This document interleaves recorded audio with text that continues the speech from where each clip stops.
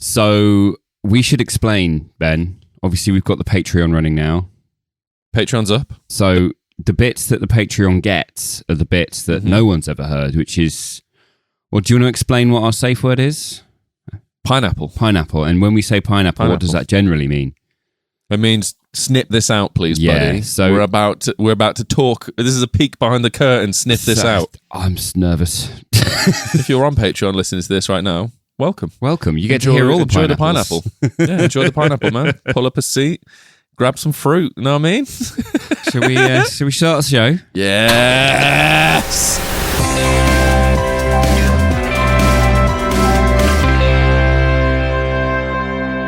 Hello, everyone, and welcome to the Every Movie Ever podcast. My name is Ben Groves. And my name is Rob McFarlane. Welcome to the show, a movie podcast / mental health check-in for two broken-brained best friends talking around their problems, but not about their problems, whilst, laughing at movies.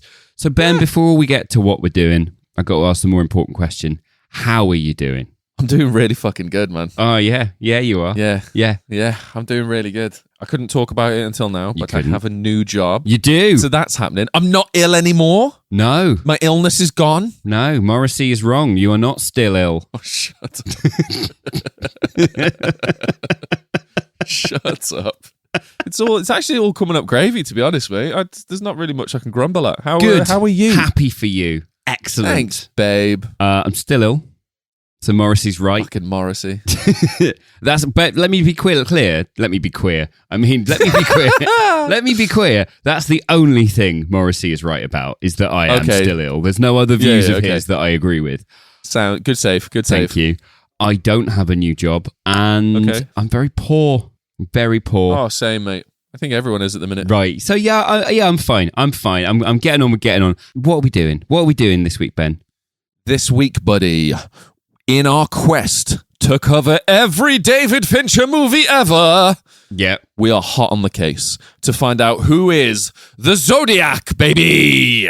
Well, no, we're not a true crime show. We're more of a mental health awareness show than True Wine. True Wine. We're a True Wine podcast. Yeah. Done. Yeah. Smashed it. With an H for you and without the H for me. Yeah. Just I'm sober. sat here with a tanker. That's fine. We got a lot to get into this week. We're going to get into why this is Fincher's most personal film. No, he's not the Zodiac. Behave. What these three protagonists say about self-worth and how it's defined. What's Fincher's best directorial technique and why this film might be the perfect example of it. The gorgeous example. And Fincher is not an obsessive, but he knows about it. And how this film may have actually solved who the Zodiac Killer is for people in real life. Okay. Yeah, but to reiterate that, this is us covering David Fincher. This is not a true crime show. We're not going to get that heavy into the details of the case because it's a 2-hour, 45-minute film about that. And the film is what we're talking about, not the case, right? No. But before we do that, mate, what's Fincher been doing? Where that Fincher at, bro? Right, where that man been? Well, I'll tell you. That man been? Since Panic Room, our boy Davey F has been on a god-danged spree, mate. Like a proper binge of starting projects and then cancelling them, okay? So, post-Panic Room, there was an adaptation of Anthony Bourdain's memoir, Kitchen Confidential, which was the first kind of warts and all story of what it's like to work in a professional kitchen. It's a very good book. Okay. That eventually got made into a miniseries called Kitchen Confidential, starring Bradley Cooper. Oh, that's cool. There was a film called Chemical Pink. There was an adaptation of Hard Boiled, Frank Miller's 3-issue comic book series that would have had Nicolas Cage in the lead role. Oh, mate, that would have been amazing. He was one of the directors approached for Confessions of a Dangerous Mind, for The Lion, the Witch, and the Wardrobe, which would have been an insane version of that story. I want Fincher's version of The Lion, the Witch, and the Wardrobe. Right, it's just Panic Room, but the young kid goes into a fantasy. It's Pan's Labyrinth meets a child in a wardrobe. God. It's the coma that it is. It's the coma that Kristen Stewart has. Yeah, I'm at the Lions. I want that so bad. He was looking to make a really violent version of Mission Impossible 3. I turned into Sean Connery there. But yeah, Tom Cruise was like, no. God damn. Come on, Cruise. And the list goes on and on and on. There was a huge amount. He was away. He was out of... This is a big gap. This is the biggest gap I think he's had in his career. I can list Lords of Dogtown, Deadwood Pilot, The Lookout, The Time Traveler's Wife, The Dirt, The Black Dahlia, Torso. Wait, he got approached to do Time Traveler's Wife? Yeah.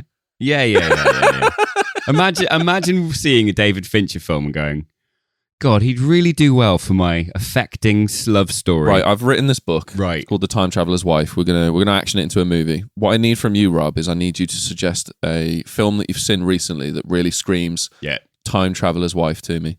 Fight Club. Oh yeah, sound. Sign me up. Let's get the director on board. Let's go. Yeah. That's exactly the aesthetic I want for The Time Traveler's Wife. But then he lands on this, and there's reasons that I'm going to tell you and you, dear listener, as to why he picks this script. Amazing. Set the scene for us, Ben. It's 2007. Oh, is it? Apple CEO Steve Jobs pulls a tiny glass rectangle called the iPhone out on stage and changes the lives of millions of Chinese children. Keeping Up with the Kardashians. Keeping Up with the Kardashians debuts on network television, changing the lives of millions of men trying to enjoy an evening with their girlfriend. Fuck's sake. The British Army pull out of Ireland, ending the longest running British Army operation of all time, having ruined the lives of millions for hundreds of years. Yeah, we should do an episode on Wind That Shakes the Barley one day. Just really dig into that generational trauma. Yeah, sure. Dead certain that two English guys have loads to say about that film, buddy. Great. I'm sure it'll be a really welcome opinion. David Fincher is given $65 million to make Zodiac. Okay. Not the worst thing I've seen attached to the phrase 65 million. Thanks, Adam Driver. Right. I watched that again recently. And did you make time travel and dinosaurs boring? Yeah, how? How did laser guns, time travel, and dinosaurs, and somehow it's a terrible film. Dull. It's literally... Right. Oh my God. What does this film mean to you, Ben? Was this another one of you'd not seen it and you'd watched it for this and went, oh, it's actually quite good, isn't it? No. I've seen this. I've seen this a bunch. Right. I think I saw this in the cinema. Although I don't really remember that far back, if I'm honest. Great date movie. A great date movie. Yeah. I'll give you a lift back now. I'm not throwing your baby out the window. Although why they'd have brought the baby to the cinema to see Zodiac, I don't know. It's just good parenting choices at that point. You know what I mean? 100%. Just good parenting choices. I've seen it a couple times. It's one of those films that I've always enjoyed. Mm-hmm. And it's never done much for me in the ways of like, wow, I'm desperate to watch this again. Yeah. But every time I start watching it, it has this weird ability. I know where it goes. I know how it ends. I know the twists and turns. But there's something about this film that just keeps me on the edge of my seat no matter how many times I see it. Oh God, yeah. I watched it twice for this, and I was on the edge of my seat both times, and it was like back to back. Yeah, so I agree. This for me is one of those Sunday afternoon movies. So yes, it is. It's like The Godfather. I've never chosen to put a Godfather film on, or Goodfellas. I never choose to put Goodfellas on, but every time I catch it, I've missed a chunk of it. Yeah. I've seen Goodfellas hundreds of times. I've probably seen the first 10 minutes 3 times. Right, okay, yeah. It's just sticky. It's just a sticky watch. Now, for the benefit of those that haven't seen this film in a long time and want a little bit of a refresh on what happens and what it's about, so that when we get into the weeds of discussing it later, you're not, left in the dark. Yeah. Or for those people who haven't seen it and never plan to, we're going to break down the plot of the movie. So this is your sort of final spoiler warning. Final spoiler warning. Also, if you're never planning on watching this film, grow up. All right? Ben, do you want to kick us off, mate? Sure. We're having a breakdown. Zodiac follows the investigation into the Zodiac Killer, a mysterious and brutal murderer who terrorized Northern California in the late 1960s and early 1970s. After the Zodiac begins sending coded letters and taunting messages to the San Francisco Chronicle, Robert Graysmith, a quiet cartoonist at the paper, becomes intrigued by the case. Alongside crime reporter Paul Avery and determined detective Dave Toschi, Graysmith is drawn deeper into the complex mystery. Despite Toshi's relentless efforts to connect the clues and Avery's initial zeal, the killer remains elusive, and their attempts lead to a series of dead ends and frustrations. Beautiful. Thank you. As years pass without an arrest, Graysmith's interest turns into an intense obsession.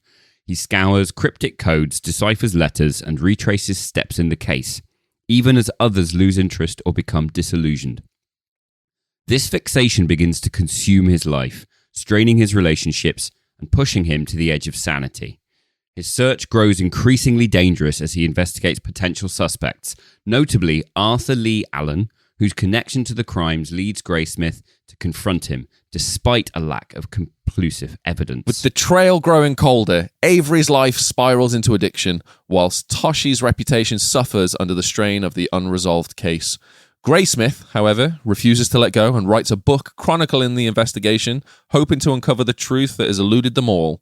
Zodiac ends with a sense of unsettling ambiguity as Graysmith's journey shows both the relentless pursuit of justice and the personal toll of an obsession that offers little closure, even as new details emerge that deepen the mystery. It's a 3 hour 50, because I watched the director's cut because I'm a nerd, right? Sure. 3 hours and 50 minutes that obsessively follows the details of a very complex case involving lots of characters and lots of moment-to-moment changes. So trying to summarize it with any sort of detail is mental. It's impossible. I started and then I was like, no, I'm just going to go vague. Just quickly, though, the director's cut is 3 hours and 50 minutes. 3 hours and 47, I think. Yeah, there's a couple of scenes added. There's a long 2-minute black screen, which is just radio news reports and songs, and it's the 4-year gap. He basically plays like special events through all of those 4 years.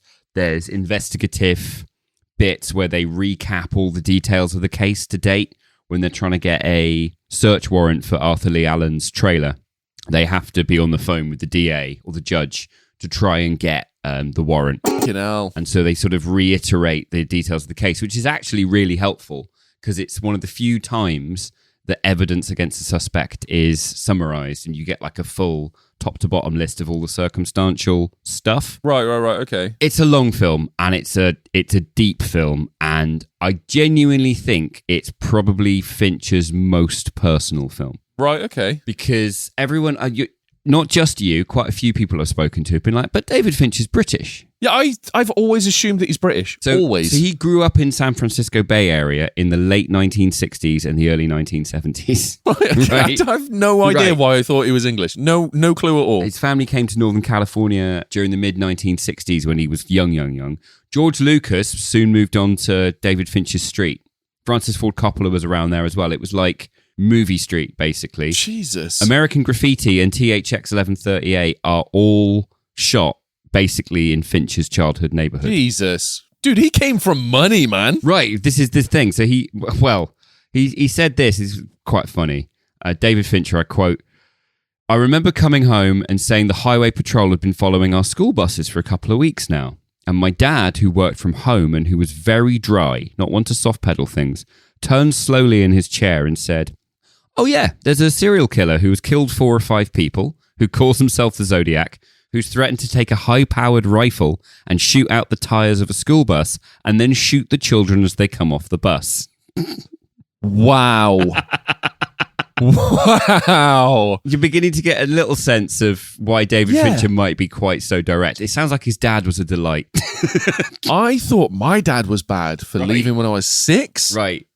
I'd prefer it over that. I think I'm lucky in comparison, mate. I think we both missed out on a lot of shit. Yeah. So those scenes with school children getting off buses, right? Fincher was on one. That's nutty. That's actually nutty. I'm going to tell you some stuff now that's going to be really relevant later. So he doesn't enroll in film school. He takes a job as a PA at a small independent studio. Okay. Works that for a little while and then gets a low-level position at ILM, Industrial Light and Magic. Ooh, that's cool. You know the AT-STs, the chicken walkers at the end of Return of the Jedi? Yes. He helped make them. That's amazing. Isn't it? That makes Jedi even better. One of his first film credits is Return of the Jedi. And what I'm beginning to fall in love with this man. He said, I didn't want to go to film school. I didn't know what the point was. The fact of the matter is, you don't know what directing is until the sun is setting and you've got to get 5 shots and you're only going to get 2. Right. Okay. Right? That's incredible. Then he says, I went to a place called the Berkeley Film Institute for a summer program with a friend of mine, and we just thought it was a joke. It was very impressionist, very Berkeley. There were all these people who were there to communicate and change the world, to do all these lofty things. And then they made these real shitty, stupid little movies. And we were like, I'm not here for this. I'm just here to pull cable. He's a nerd. Like, he wants to know what everyone on set does. And he spends that time at ILM being on set just going, what do you do? Love this. And then the guy he's talking to explaining it and him just shadowing him for a bit and go, okay, now I know what a focus puller does. Nice. And he does that for years. Rather than like learning how to direct, he learns on the job. Basically everyone's job. Doesn't learn the director's job. He learns everyone else's job. That's amazing. And then starts making movies. He's mint. This makes me respect him a lot more than I did. Right. And the fact that his first film credit is Jedi, way better. It's one of his first because he worked on a bunch of stuff. He then obviously goes into commercials and stuff. But I love the idea that even at that early age, Fincher was kind of looking at the world around him and deciding what he cared about and what mattered to him. Yeah. And then going, well, it's not these lofty ideals and it's not these great artsy chats. It's the down in the dirt of the technical. That's what I respect. That's my intent. Right. And that's what matters to me. That's what I value. The reason I love Zodiac so much is everyone that's listening, if you're a new listener, welcome to the show. Also, I have an issue with my self-worth. Ben, you're a 35-year-old podcaster. You don't need to tell people that. It comes with the gig. I need it. It's like a subtitle at this point. Do you know what I mean? Right. This is closed captions on an audio show. You are welcome, dear listeners. I struggle with my self-worth and I define myself by what I can bring to the table. Yes, you do. Fincher in this film challenges that so hard, so fervently that it is impossible to miss, right? And you've got your three protagonists. Mm-hmm. You've got your cop, which is it Toshi? Yeah. Dave Toshi, who in the film is Toshi. described, well, he's not described, he's factually the inspiration for Dirty Harry. He is, and there is so many Dirty Harry references in this. It's amazing. It is amazing. But you've got the cop who is portrayed as is invested, but he's done with the case. He needs it to be over now. He wants it to be over. There's other crime happening. He needs to move on from this. This can't be his sort of like defining moment because it's mental and it's insane and there's no moving past it, right? He is contractually obligated to find the Zodiac. Yes, and protect the people. Yeah. He's a small piece of a much larger machine. He wants this and only this from this case. Yep. He wants it ended, moving on. Not trying to be more. It's not getting anything else from it. Just needs it to be done. Move on with career, right? Yep. That's what's represented with that masculine input there. That sort of like, this is what he's getting out of it. Yep. Then you've got the reporter. You've got Avery, Paul Avery. Yep. He sees this as a great business opportunity, a career-defining story. He tries to insert himself in the center of the story and be the person to go to about anything to do with the Zodiac. It's kind of a meal ticket in a way. Like he's in it for the right reasons, but he's also aware of how it benefits him. Exactly. Right? So he's portrayed as this self-important big shot. He's very sort of like, puffed out chest. Yeah. Oh, this is me. This is what I am. This is who I am. This is helping me define my presence. Not just in the newspaper world, in the journalism world, but as like as a person in life, right? And he falls off. Yeah. He falls off the second that it's out of his control, the second that people are like, shut up, you're nothing to do with this case. You are literally a reporter. Yeah. The story, the need to be relevant, it all runs him into the ground, ends up in addiction, horrid, right? Yes. So there you've got two needs that are getting from this case, and you're like, oh, okay, well, this is kind of crippling because I think we've been both of those people in the past. Yeah, we've definitely been both of those people. Do you know what I mean? Paul Avery and I'm like, oh, that was my career. Yeah, 1,000%, right? But then I will value myself when other people value my career. Exactly, right? Yeah, and it's those two things that come into this. But then Fincher, he throws this like boomerang in there. It's just a spanner in the works. He throws Graysmith in, right?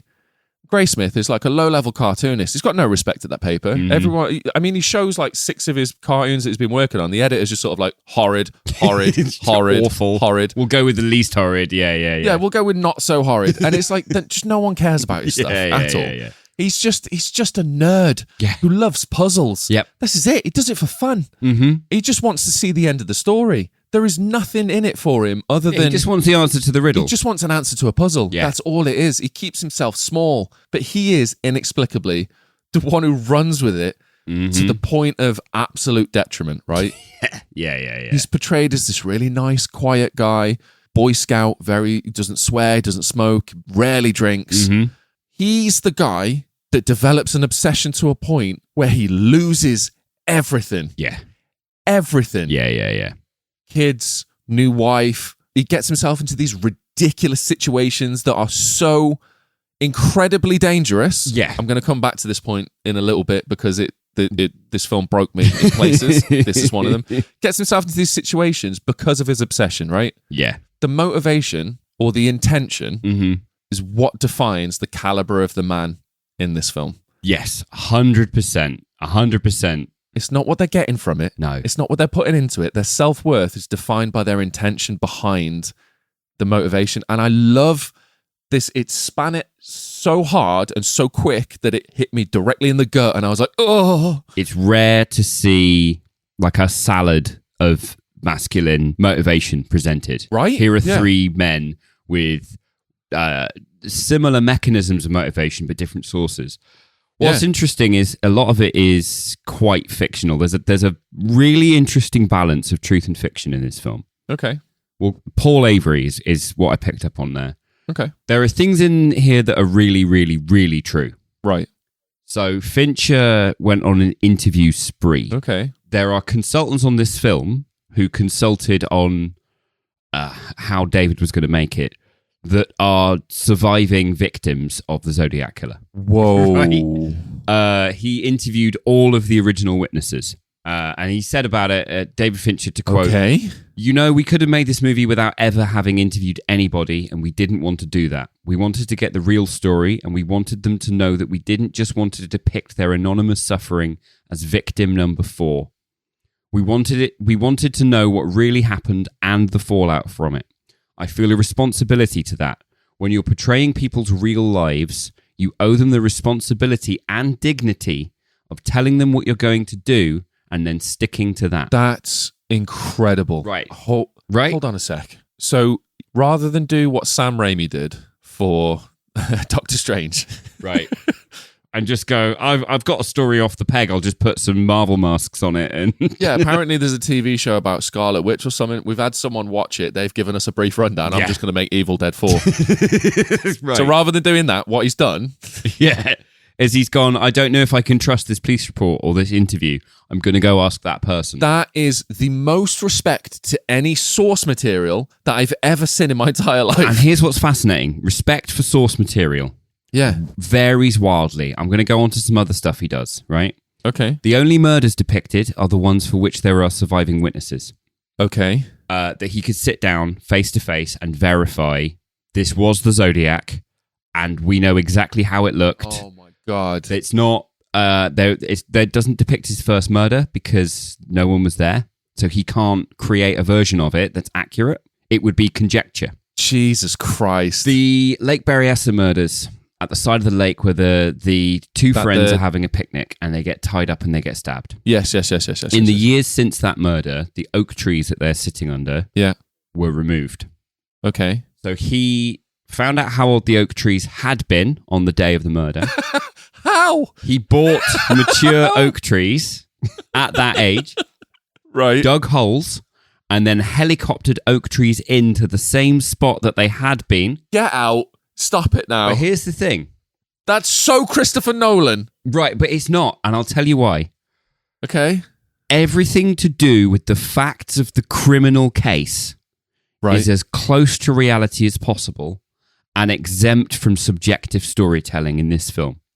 I love this so much. Do you know what this makes me feel like? Right. This is making me... It's bubbling inside me. I don't think I can hold it much longer, buddy. It's a fucking... David fucking Fincher. Bow, bow, bow. Right.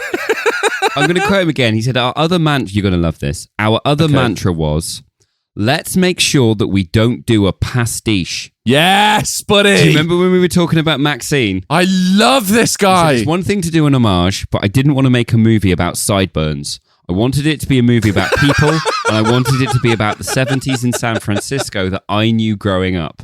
So when in doubt, I would reference old photos and go like, yeah, that's about how many Volkswagen Bugs you'd see on the street. So that's what we'll do. Oh my God. He's not using the icons of the 70s, just slapdash.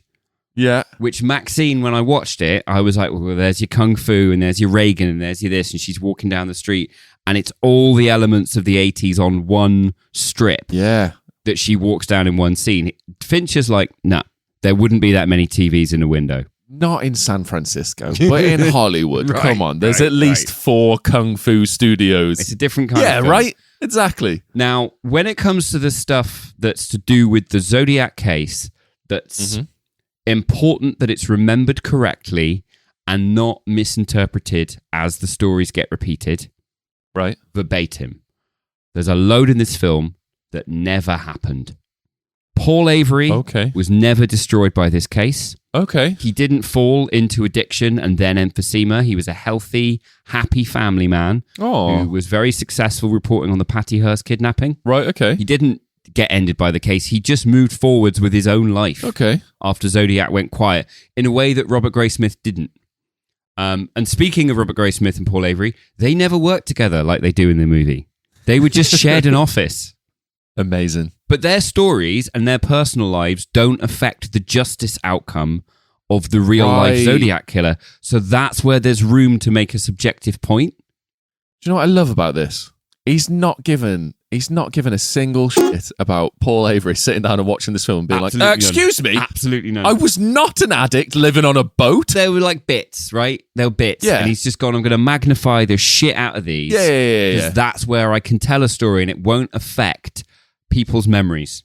I get that, but I also love that it's been sort of like, we have to absolutely 1000% respect the past of the Zodiac Killer. Yeah. Paul Avery, addict on a boat, mate. You were dying, right? You had a weird lung disease by 50, all right? Absolutely. I love it. I love the disrespect. Should we take a quick break and hear from this week's sponsor? Yes, let's do it. Those of you who have not signed on to the Patreon are now listening to our very first ad segment. Ben, who's our sponsor this week? Our sponsor this week, bud, is BetterHelp. Have you ever wanted to be matched with a potentially unqualified therapist at the low cost of a very difficult to cancel $50 a month subscription fee? Do you struggle with mental health? Because BetterHelp is here for you. They will make it so much worse, making you pay money so that your deep childhood cycle of abuse can be analysed by a homeopath. Most importantly, BetterHelp make it nigh on impossible to cancel their services, adding yet more stress to a mind already reaching out for help. BetterHelp. Why fuck yourself when you can outsource it to someone else? Fuck BetterHelp. Yeah. Reach out to Mind, an actual charity chock to the brim with people who care. That's right. This has been an advert for Mind all along. Fuck BetterHelp. Right in the ear. I think that went well for our first sponsored segment. I would like to thank BetterHelp for reaching out to us. We keep doing this. Why is it? Why have we got when someone goes, I'll pay you money for something, we're like, we will interrogate your morals and decide whether or not we want your money. Yeah, nah, you're right, mate. Screw the money, you know what I mean? Right, back to the movie. This is almost my favourite Fincher film of all time. It's very, very almost my favourite Fincher film. It's a very close second to Gone Girl. Right.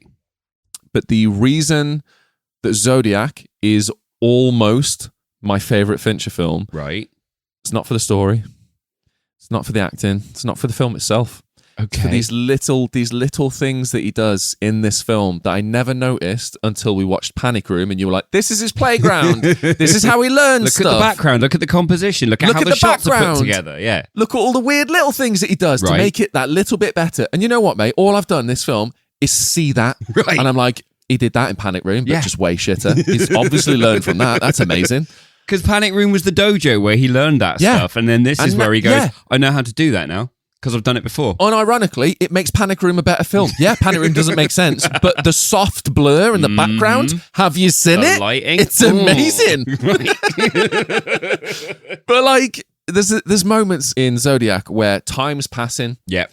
And it does come up saying stuff like, 2 weeks or 4 months or 2 years or whatever, however much time has passed. Mm-hmm.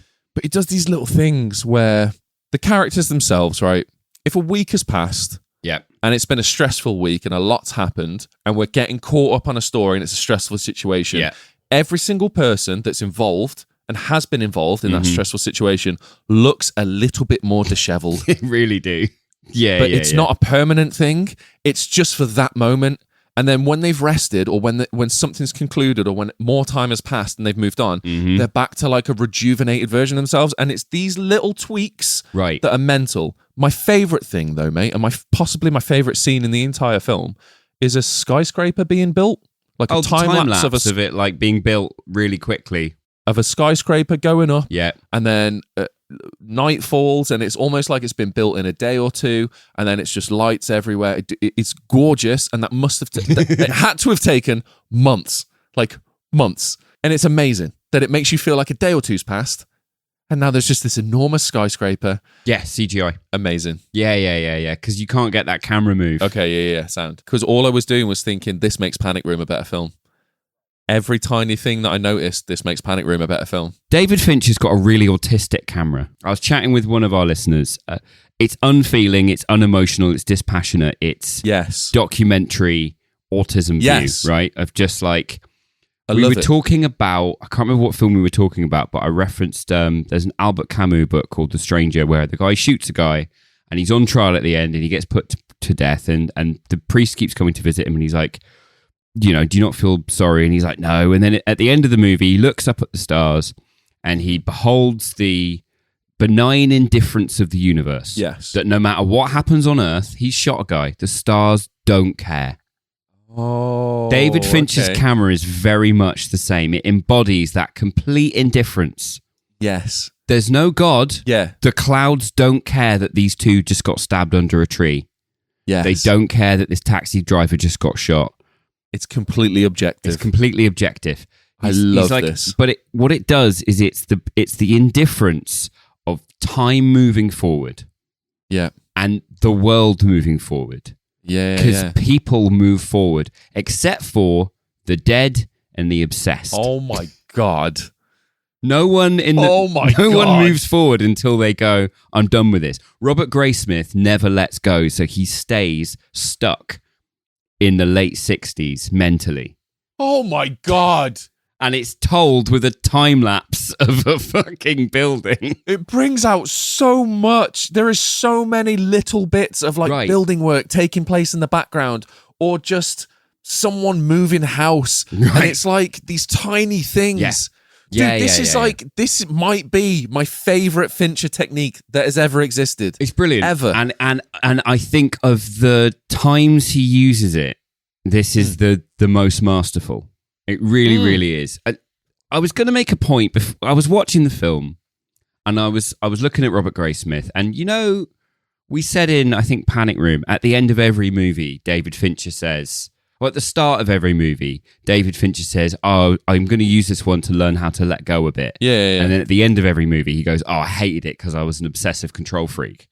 Yeah. So sitting down to watch Zodiac, I think we can forgive me for going, Robert Graysmith, he's a Fincher surrogate, and I was feeling all smug. Yeah. Feeling all smug about it, right? Yeah. But doing my research on this film, I don't think it's fair. Okay. How so? There are examples of his obsession.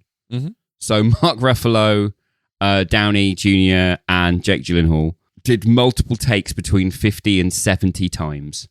Say that again? Multiple takes of this movie took up to 70 takes. Jesus. Gyllenhaal hated it. I can imagine. He said you get a take, 5 takes, 10 takes. Some places, 90 takes. Jesus. But there is a stopping point. There's a point at which you go, that's what we have to work with. But we would reshoot things. So there came a point where I would say, well, what do I do? Where is the risk? Yeah. And I suppose for him, he's like, I'm trying to get a moment in time. Right. But if we just do it 1,000 times, you'll have every possible variation of every possible scene. So at what point do you need an actor? Just get a generative AI. Fincher can never get into trading card games. If he really got into literally Pokemon, he would bankrupt himself. He would. I need every Charmander. I need every Voltorb that exists. Because there might be a slight difference in the print. This one has a little crease in it. I need it. Robert Downey Jr. said, I just decided, aside from several times I wanted to garrote him, that I was going to give him what he wanted. I think I'm a perfect person to work for him because I understand gulags.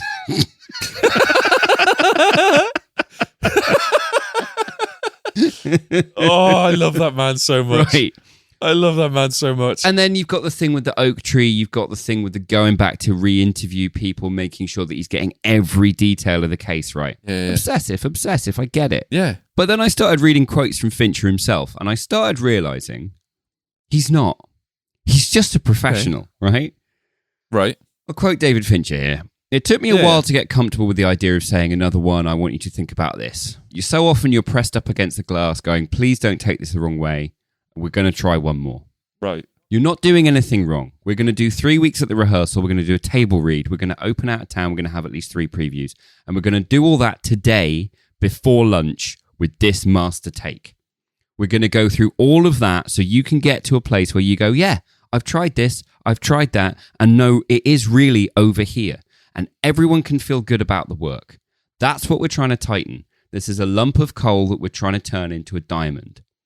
If an actor is going to let the role come to them, they can't resent the fact that I'm willing to wait as long as that takes. Okay. You know, the first day of production in San Francisco, we shot 56 takes of Mark and Jake, and it's the 56th take that's in the movie. Okay. And then in another quote, which I haven't got in front of me, he talks about you build a set for $250,000.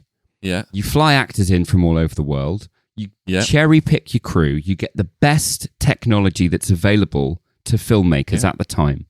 You spend $65 million making a film. The aim of your creative aim is supposed to be getting everyone out of there as soon as possible. Yeah, not at all. No, not at all. Okay, what, we're working late? Fuck you, you're getting paid. Okay. What did you think this was? Like, yeah, now that you've put it like that, yeah. Right. I'm an actor that's getting paid millions to pretend to be someone else for a bit. Right. And you want it to be perfect. You're not in a restaurant. 1,000%. You're not in a cash converters. Fucking do one. 1,000% Right. I'm in it, mate. You know what I mean? Yeah, we'll do it again. What, you want one more? Fuck it, we'll do 5. Bob Wagner, who's been his first AD or second AD on 6 films. Okay. He said about Fincher, we're here to do work and we're here to do something special, and we have the opportunity to do that. If it's about the paycheck, or if it's about the rap party, if it's about the crew gift, you know what? Fuck off. That's Fincher's approach, and I agree with it. That's incredible. I don't know why, but I've never thought of it that way. Right. I've always thought of it being sort of like, oh my God, it must be so hard having to do the same thing 15 times. It's like, It's your job. there's worse things to do. It's your job. Yes, there are toilet cleaners out there Right. that should be getting paid more, Right. Because their job is literally cleaning up human if you waste. work in a McDonald's, how many double cheeseburgers do you make in a day? You don't get to 90 and go, oh, this is beyond the pale. Yeah, This is ridiculous. I've made 90 double cheeseburgers. Do you know how monotonous and repetitive this is? Yeah, welcome to work, motherfucker. he's so right. He's so right. I don't think he is an obsessive. I think he's just aware of the money that's being spent. Yeah. And he wants his actors to do it again and again and again, so it no longer feels like a performance. Yeah. They're bored of the line, so they start delivering it like the person would, not consciously. I love this. I actually love this. It's given me a whole new view on Fincher. Right. And it's nothing but mad respect right now. And I feel like the counterpoint, I get it, right? If you've got a really emotive scene, Yeah. like how many times are you going to get an actor to cry? I get that. Or like, you mentioned it earlier, the basement scene. Doing that 100 times?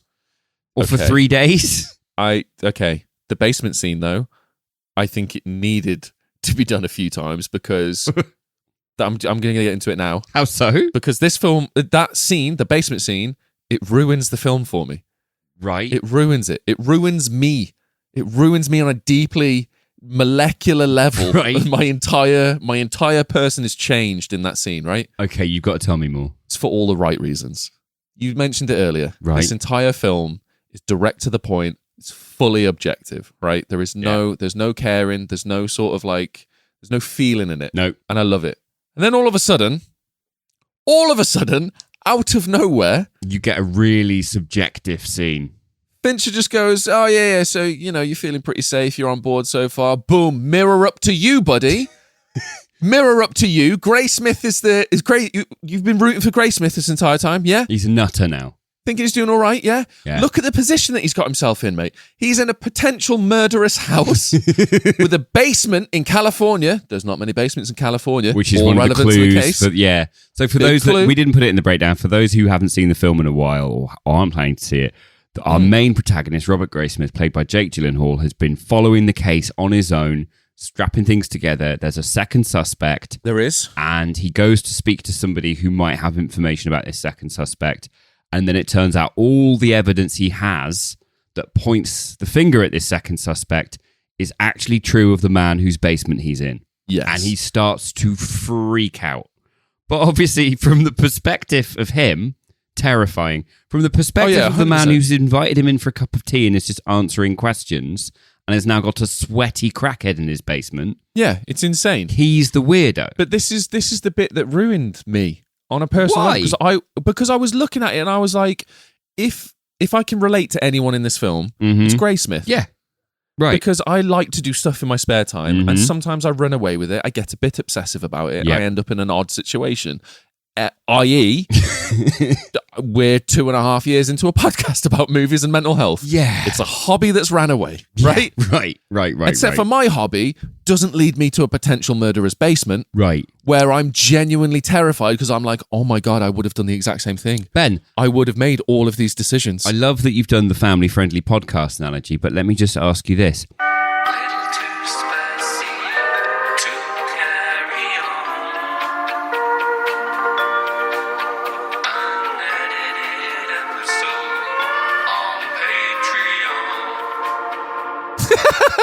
You're right. It's the moment the mirror's held up. Look where you are now. Look where you got yourself. Dude, all because you wanted the answer to a riddle.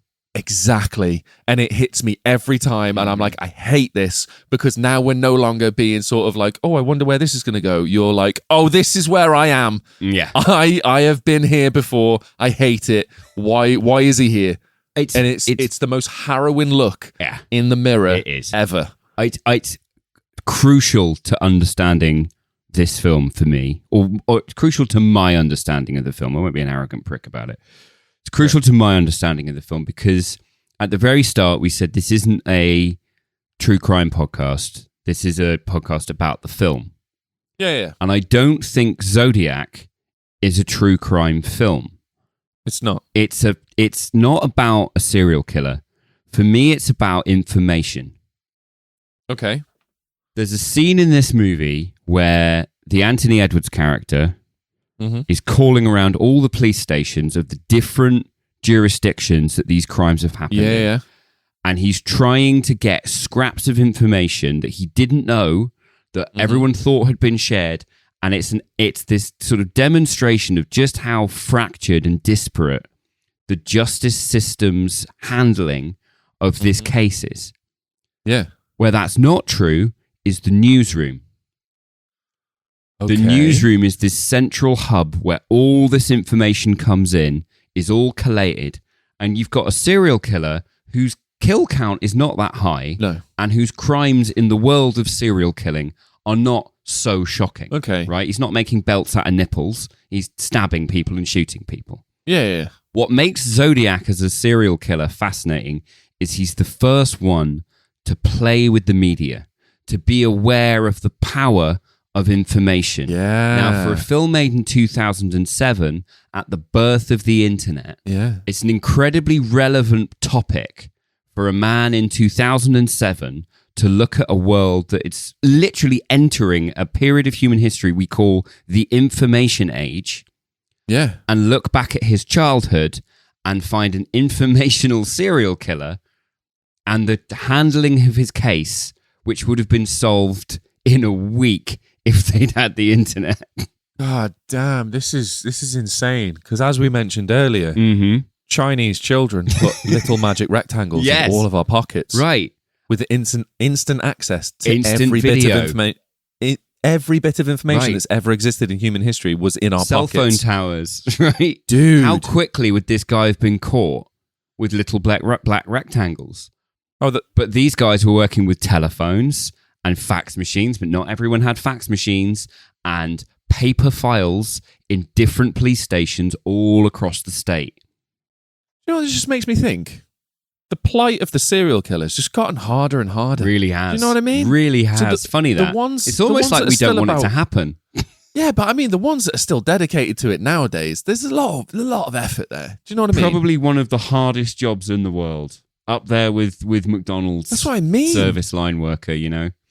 It's not acting, it's my point. Okay, yeah, that's cool. The reason I think the information thing is relevant, and it comes back to why an incredible development in the Zodiac case, and this is all we'll talk about. The main suspect in this film is Arthur Lee Allen. Yes, it is. Now, he went about his life. He had girlfriends who had kids. Okay. He was like a stepfather, parental figure to those kids. Arthur Lee Allen? Yeah, he had a life. He had girlfriends. You know, he had all this sort of stuff. Yeah, sure. The kids that he helped raise go and see this film in 2007, long after Arthur Lee Allen's death. Right. And things that had always confused them about his behavior. Why did we go there? Why did he drive us there? What happened to this item of clothing that we made for him? Right. Suddenly make an awful lot of sense. Oh. And there's now a 3-part documentary on Netflix called This is the Zodiac Speaking, which if you think this film piles on a bunch of circumstantial but not definitive evidence against Arthur Lee Allen, right, there's about 8 times as much more evidence from them. Ooh. About we moved to this part of the country and then a coded letter containing one of our names was sent from that location. That they never knew if it was a real Zodiac letter or not, but why would it have my name from my postcode written in the same handwriting? They only came forward and started putting the pieces together and going through their mum's old stuff, which has letters from him that are super incriminating.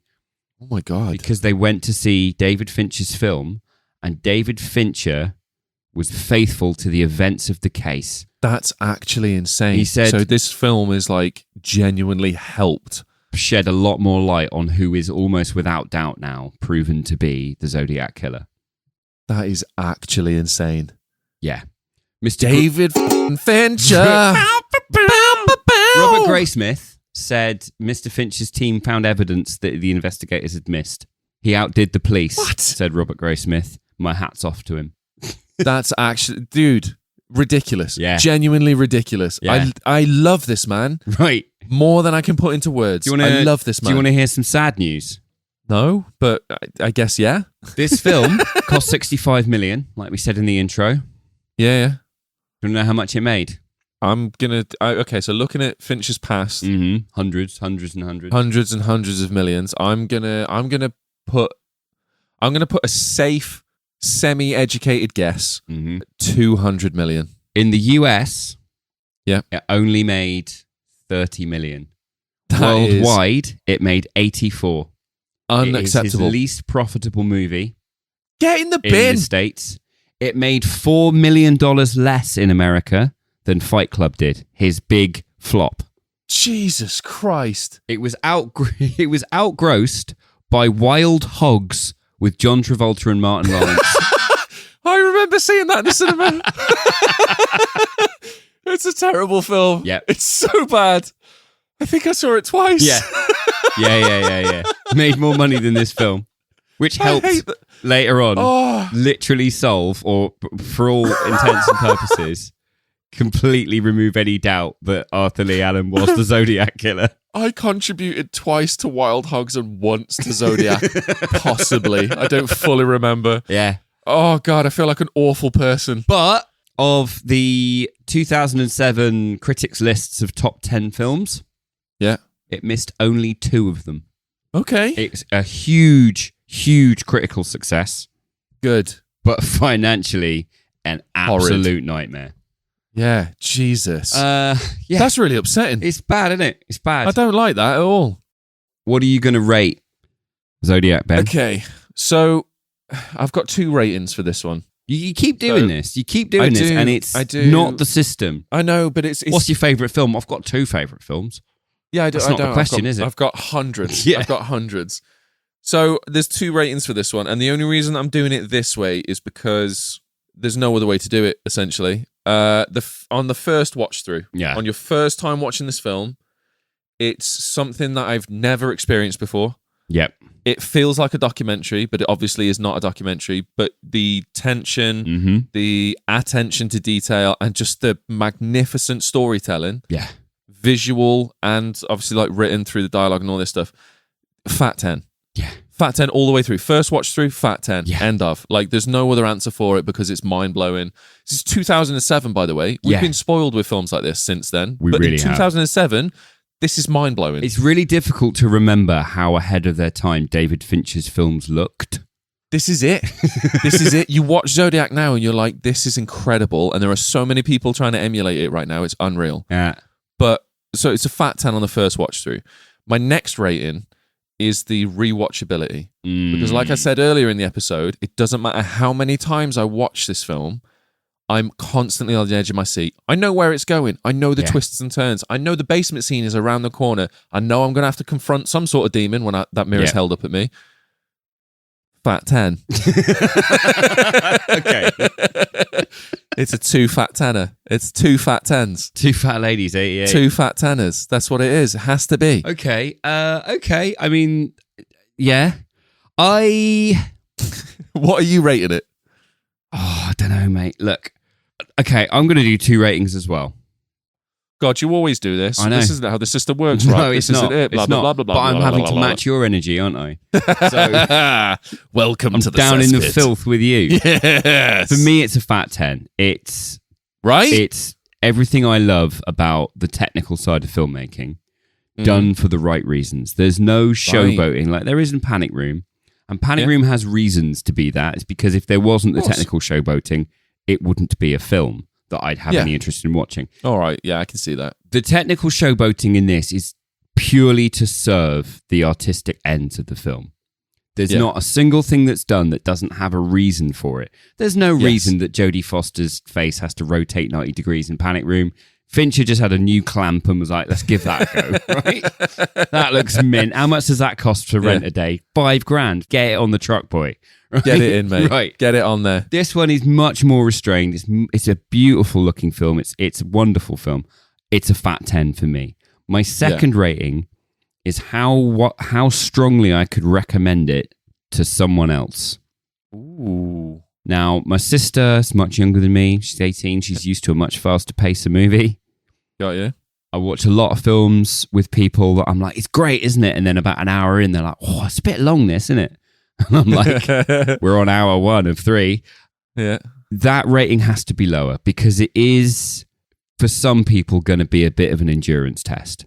Right. Fundamentally, it's a film about the minute details of how they didn't catch a serial killer. That is exactly what the film is. Yeah. So there's no like great big peak moment of tension that then leads to a resolution. Yeah. It's a slow petering out of the characters on screen being able to continue to give a fuck. Yeah. Okay. And so I recommend it to somebody who perhaps doesn't watch as many films as we do. Yes. It's an 8. Okay. Right. All right. It's a great film, but I can see people going, nah, not for me. Not for me. Well, I mean, this film got a solid 38 out of 10 from us. Do you know what I mean? So that's pretty, still pretty good. It's pretty good. It's still pretty good. Yeah. We've got a pretty hefty comment corner this week, Ben. I'm gonna say we pineapple real quick. Let's pineapple this.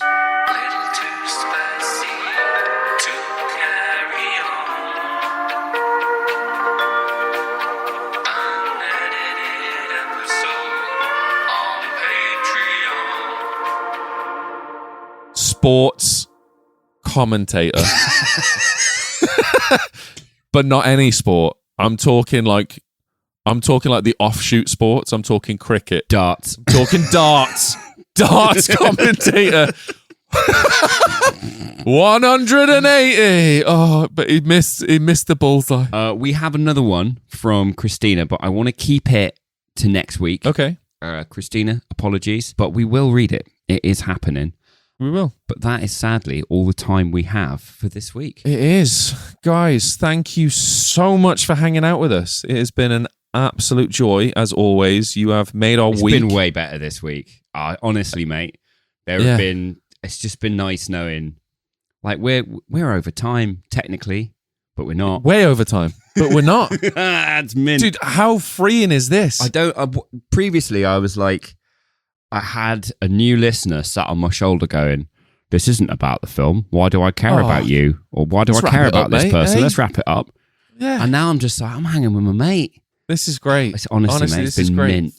Thank you so much for this. Thank you, man. And thank you, listeners. And if you're hearing this, we haven't launched it yet. This is us from the past. So we're launching it in about 3 hours. Yeah. So hello from the past. And we love you. And we do. We hope there's more than 10 of you. Otherwise, I'm going to be trying to make it look like a work accident. Yeah. That's pretty easy as a chef. Pretty you know easy what I mean? as a chef. There's whisks. I'll just drown in the fryers. There's quiches. Oh, that's a graphic one. I was going with fun ways. All right, but fuck it, yeah. There's knives. Thank you so much for hanging out with us. We are forever grateful. We will be back next week with Gladiator. I'm so excited, Ben. Same. Me too, mate. One of my all-time favourite films. But that's it. This is us. This is us done. Let's wrap it up. We solved the case. Zodiac's done. Done and dusted. We've solved the case. We solved it. All that's left to do is thank you for spending an hour of your week with us, especially at the start of the week. You know, it's a Monday. Yeah. So Ben's going to wrap up the thoughts, themes, and feelings of this. I've got this down this week, film into a little Monday motivational pep talk. Yeah. While I just do what society always tells you to do and tell you to consume. Obsess. Just obsess over anything and everything, because A, Jake Gyllenhaal is obsessed as shit in this film. B, he's incredibly good looking, does wonders for the skin, being mad obsessed. Have you ever seen a chronic masturbator with bad skin? No, I haven't. I'm looking at one.